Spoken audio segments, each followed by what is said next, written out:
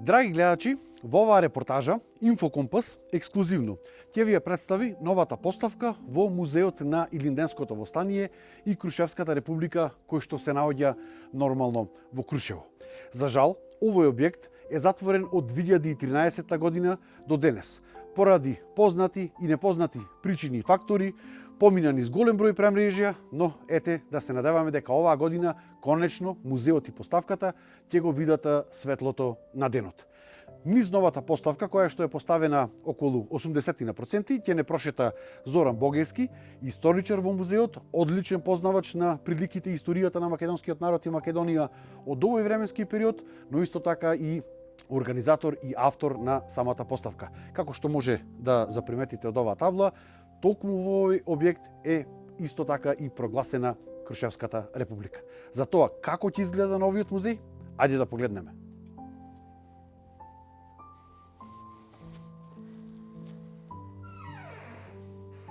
Како што кажав на почетокот, со нас тука е историчарот Зоран Богејски, автор на оваа поставка, историчар, и ве представив како еден од, можеби според мене, без мала скромност, најдобрите познавачи на историјата на македонскиот период од овој период. Така да, пред се честитки за поставката, која што конечно се надеваме дека после повеќе од 13 години ќе го види светлото на денот откако овој музеј е затворен во 2013 година. Да, ви благодарам за впечатоците и таквата најава. Се надеваме веќе дека се бројат седмиците каде што оваа поставка и овој објект ќе го догледаат виделото на денот и ќе бидат достапни за сите заинтересирани и за љубители на македонската историја, етнологија и македонската посебност да ја сознаат тука. Објектот се наоѓа, мислам, е изграден на два ката. Во долниот дел исто така ќе имаме поставки кои што во моментов се привршуваат. 80% од поставката е наредена, исто и канцелариски простор. Ова е првата поставка од вториот спрат, каде што практично почнува приказната на самиот музеј. Со кој период оние посетители кои што ќе дојдат тука ќе се сретнат во овој дел на поставката? Во овој дел ќе се сретнат од средината на 19 век до 1913 година. Тоа е значи периодот на почетокот на преродбата, некои отпори и движења против османлиската власт, стихийни или организирани, тука мислам на Бросјачката буна и Демир Хрисарскиот заговор, Охридскиот заговор, потоа подготовката на револуционерните месни комитети во Крушево и нивната разгранување на нивната мрежа во поширокиот Крушевски регион, опремувањето на самата месна организација, на македонската револуционерна организација, избавувањето на Илинденското востание, неговиот триумф во Крушево и Крушевско, последиците од востанието, периодот меѓу востанието и Балканските војни и завршуваме со Балканските војни. За оние кои што се сеќаваат како изгледаше овој музеј концепцијски, дали ќе се разликува од периодот пред 2013 година, дали имаме нови некакви артефакти или постаменти тука? Одсем на дворешниот изглед и нормално внатрешниот распоред на просториите, концепцијски целосно се разликува. Запазено е староградскиот дел, најдени се доста описи од самата фамилија или описи од настани и простории кои што ги доловуваме тука, така што внимавано е максимално колку што можело да се адаптира, дури и на самиот начин на изложување на предметите се правени барем перцептивно, вака визуелно доста добри за изглед реплики или копии. Се е поставено од масивно дрво, значи нема импровизации, се што е опишано, што можело да се најде тука е инкорпорирано. Имаме голем број фотографии, голем број предмети. Колку вкупно експонати ќе има во музеот? Во моментов тешко да кажеме колку ќе има, затоа што кога започнавме имавме само одреден број, 30% од тогашната поставка беше дополнета со нови материјали, меѓутоа во овој период можеби, што ви рекол народот и Господ така сакал, имавме материјал кој што овој музеј повеќе не може да го собери. Сега тоа е навистина проблем што да се изложи. Меѓутоа и во моментов правиме и ново рекомпонирање што би или селектирање на материјалот кој што треба да го изложиме. Дали може би има можност посетителите да погледнат некои ексклузивни фотографии, ексклузивни документи кои што претходно не биле изложени, а биле пронајдени во овој период? Сите документи, најголем процент, да не кажам 90%, ќе бидат ексклузивни документи. Има и многу интересни моменти, интересни приказки, кои што се и документирани, непознати ликови кои што се исклучително значајни материјали кои што под различна провиненција се однесуваат на нивната дејност и активност тука, кои што воопшто не биле историографски третирани. Нешто дали може да се открие за гледачите? Па еве ќе откриеме наскоро кој крушевчанец Гоце Делчев лично го побарал за некои своји активности. Тоа ќе го има тука во музеот. Да. Значи ова е првата просторија. Натаму се останатиот дел и развојот на Илинденското востание и револуцијата, може да погледнеме. Ова е значи втората просторија од музеот, каде што се наоѓаме. Позади нас имаме една фотогалерија на 8 војводи, кои што практично и го организираат самото востание тука во Крушево 2 август 1903 година. Да, поточно една корекција, тоа се 9 војводи, 8 доаѓаат и Крушевскиот регуларен војвода на Крушевскиот револуционерен реон, тоа е Ѓурчин Наумов Плякот, вкупно 9 и представени се копии од оригиналните фотографии на нивните чети и за 2 чети немавме, односно воопшто до сега не се пронајдени фотографии, изработени се таблоа од списокот на учесниците во тие чети. Дали може да се каже кои биле тие војводи? Како не може. Значи тоа е Андреа Димов, тоа е Иван Наумов Алјабакот, Питу Гули, кој што ја води најбројната чета, Атанас Карев, Ѓурчин Наумов Плякот, Марко Христов Мирче, Коста Христов, Христо Тасев Пасковски и Тодор Христов. А тие фотографии тука? Тоа е четата од Атанас Карев со документирани учесници на според списокот од Илинденската организација Никола Киров Мајски и други извори, а тоа е четата од Ѓурчин Наумов Плякот, кој што исто не е сочувана фотографија со по истиот принцип документирани ликови фотографски. Тоа е местото каде што четата оригинална фотографија е значи позиционирана во непосредна близина на Крушево, на местноста Кале. Тоа е Македонија во низините етнички граници. Да. Како што било представено во тој временски Да. период. Тоа е превземено од илустрација Илинден, списание на Илинденската организација. Од тој период? Од тој период, да. Не тој период, меѓу двете светски војни. Публикувано е тоа. Тука ќе бидат презентирани материјали поврзани со четители, со војводители, со некои од учесниците во востанието. Од таа страна е представена ракитничката провала, во која што е избиена првата крушевска регуларна чета за Крушевскиот револуционерен реон 1902, кога всушност и скоро сите 10 чети во Битолскиот револуционерен округ се ликвидирани од османлиската власт. Потоа е представена терористичката и интелектуалната група. Тука ќе биде изложена единствената оригинална комитска носија носена од еден од членовите на терористичката група Вангел Макшут од Крушево, кој што во 1908 година со истата носија е ранет, ја имаме во полн состав. Тоа е една карта исто печатена меѓу двете светски војни од Илинденската организација, главниот штаб на Битолскиот револуционерен округ со најважните документи, објавување и демобилизација на востанието. А тука ќе бидат ексклузивно изложени материјали од подпоручникот Тодор Христов, значи еден од војводите, од неговата факултетска диплома до бројни негови материјали кои што ни се отстапени. И тоа е единствената фотографија во оригинал што имаме од неговата чета. Позади тебе се наоѓа еден интересен експонат, односно реплика на познатото крушевско топче, кое што е употребувано за време на Илинденското востание, па предлагам да погледнеме. Овој дел од музеот е практично периодот на тие 10 дена Крушевска република, која што постои во Крушево. Тука имаме на слика со председателот Никола Карев и членовите на таа привремена влада која што тогаш постои. Да, во овој простор ќе биде презентиран и документиран тој период, тие 10 значајни дена за македонската историја, каде што после неколку векови веќе имаме јасно профилирана форма на државност и профилирана според уставот и правилниците на Македонската револуционерна организација, онака како се поимала во тоа време автономијата на Македонија. Значи започнува од самото ослободување на градот и до 13 август неговата реокупација на Крушево и Крушевско.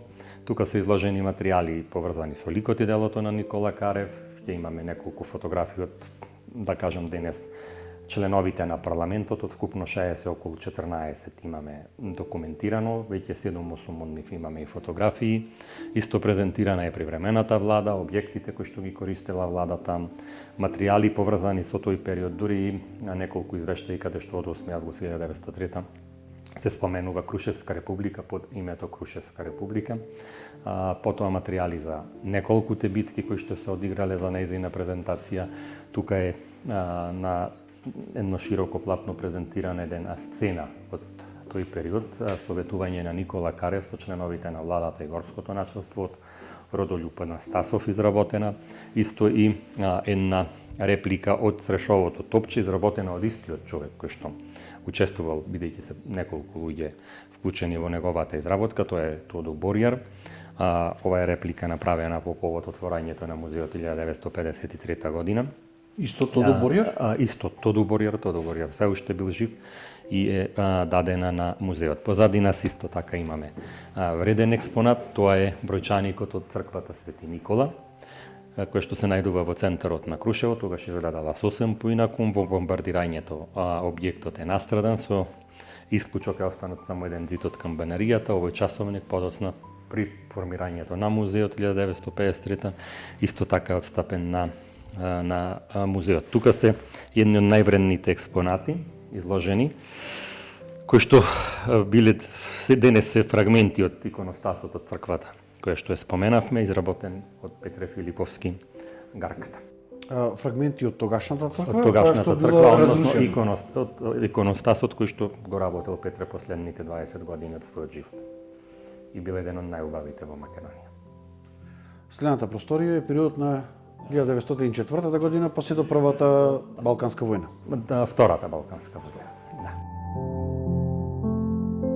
Тука пред нас е еден исто така ексклузивен експонат, а тоа е оригиналниот саркофаг во кој што се наоѓале посмртните останки на Никола Карев, во кој што во 1953 од Кочанско Рајчани се донесени тука во Крушево.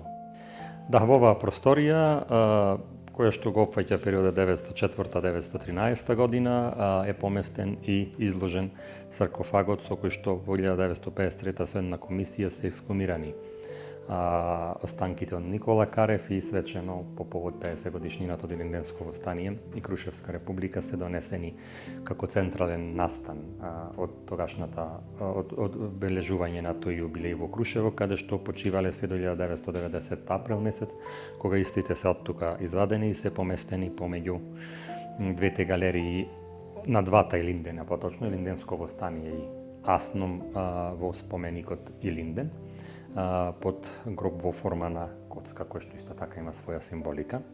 Инакум тоа е дело на Нестор Алексиевски, познат наш копаничар. Споменикот Илинден најпознат е под терминот Македониум, за оние кои што би се збуниле гледачи не знаат. Исто така позади нас имаме повеќе фотографии.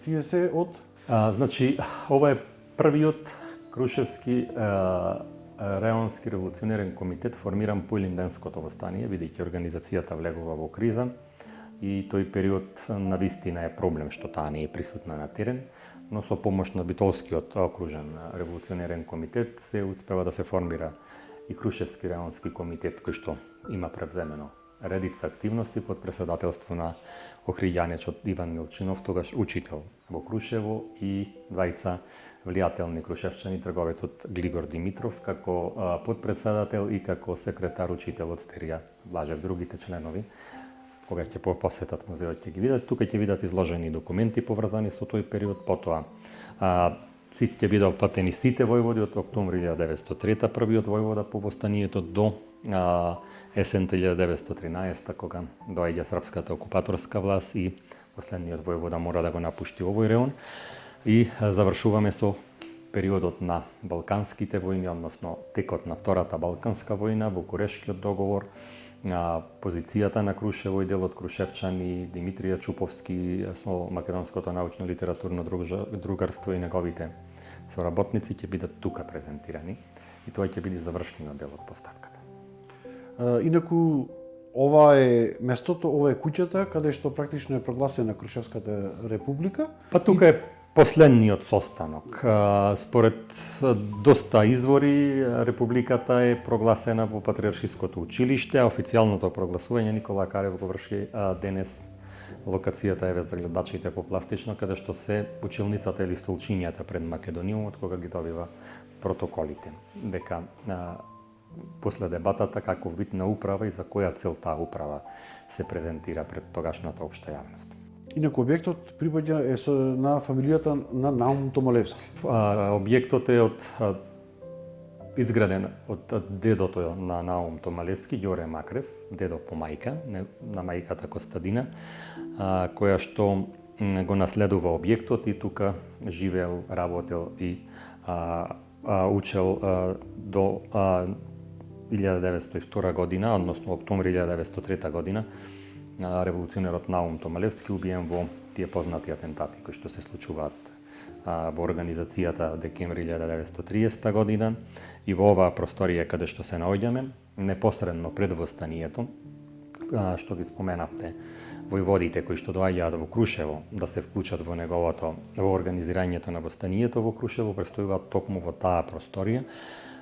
И тука се лечи Питугули кој што има проблем со ногата, но еден ден доаѓаат турци, односно турска администрација да збира данок, која што војводите сакале да ја ликвидираат, но мајката, која што името не го знаеме, на Коца Томалевска, била доста вешта и итра жена, ги разубедила војводите да не превземат ништо, дека таа, ајде да кажам, ќе ги среди турците со познатото раки кафе, односно успеала да ги опијани, да ги извади надвор од дворот, односно да ги пренасочи, иако тие можеби немале намера да влезат според описот во објектов, но сепак тоа сцена е доста интересна, што и за жал тешко е тука да ја доловиме на современ начин на кој што може тоа музејски да се презентира поради малиот простор и ред други услови. И токму практично салонот или просторот од тој дел на објектот е одделен за фамилијата на Томалевски. Да, значи последната изложбена просторија, која што е централно место во секоја староградска куќа, е поместен материјал за кој што представува фамилијата или двата клучни лика, кои што исто така се значени историски ликови. Споменатата Костадина Томалевска е активна и по востанието, нејзиниот сопруг во тој период не е тука, но е интересен од претходниот период, значи средина на 19 век до последната деценија од 19 век. Она што ме интересира за крај за овој разговор, кога ќе се отвори музеот, дали артефактите кои што ќе бидат тука изложени ќе помогнат во расветлување на некои точки од нашето минато, практично до овој период, и кои се вашите мислења, какви импликации ќе предизвика неговото реотворање? Па очекуваме посетеност пред се од посетителите, пошто навистина има голем интерес, а од аспект на сегашните политички констелации, секако дека ќе има материјал кој што ќе биде во полза на македонската кауза и тоа доста добро, но прашање е кој тоа знае да го ползува и како да го искористи. Кога се настапува и во земјата и странство, или доколку представува терет тоа да се консумира и подоцна презентира, тогаш тоа нема никаква функција. Но доколку некој навистина е заинтересиран, може да го експлоатира сето тоа што е тука изложено и да се користи во наша превенција, одбрана и докажување. Како што се моменталните услови на негирање на македонската историја, македонски идентитет? Апсолутно на тоа мислев. Бидејќи тука имаше компаративна приказка, каде што можат нашите соседи да видат дека поминале низ истиот процес кој што нас не негираат и тие имаат простор каде што можат да видат негирани. Ви благодарам за разговорот, да се надеваме дека, како што спомнавте, недели делат од официјалното и свечено отворање на овој објект и сите сме во исчекување да ја погледнеме новата поставка. Да се надеваме дека и ние ќе имаме таа можност да уживаме во отворањето на објектот.